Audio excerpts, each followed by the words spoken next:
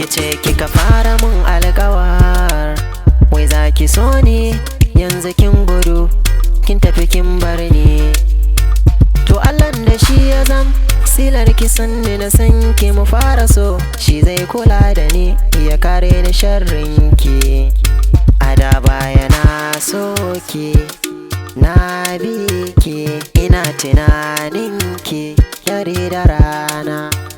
Ni ko da wasa kin san banda kamar ki, a duniya ta ke ki zama zahir.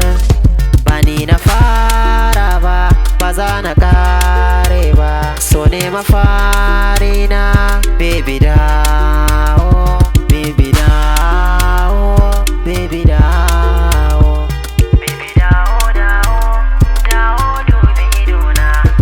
In kika duba idona ciki zaki ga sanzar kauna. Na so ki ba dan kyau ba, sai dan kyan halinki. Na so ki domin Allah, ba dan akwai ba ko babu. Baby dawo, dawo ki ban kauna.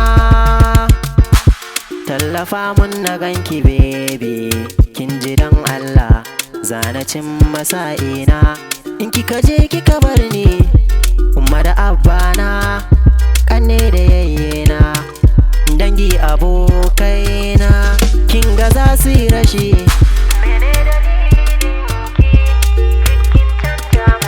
A dacen a baya ke baki da zance, in ba zance na ba zancen kowa gaibu ne, in ba nau ba.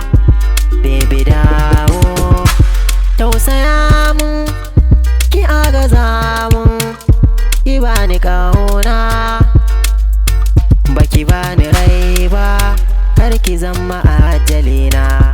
Ki bani kauna, zan baki rayuwata, kina a raina dare da rana na. Ina tunanin ki a koda yaushe, kin ga kin mun ina muradin ki. Ki zama matata, uwa ga 'ya'yana. Ba zan rayu ba in kika bar ni a bar so, ba zan moru ba ko gida a dangina. Na so ki tin can a tin a baya, na baki kaina hada zuciyana. Na baki raina ki mallake shi, daure ki dawo gurin habibinki. Na kure tunani na nazari akan so, mene dalilin da zai sa na rayuwa ke. Ni ban da hujja ko kuma dalilin da za na so wata 'ya mace. Naga ayarin mata a dandazon mata.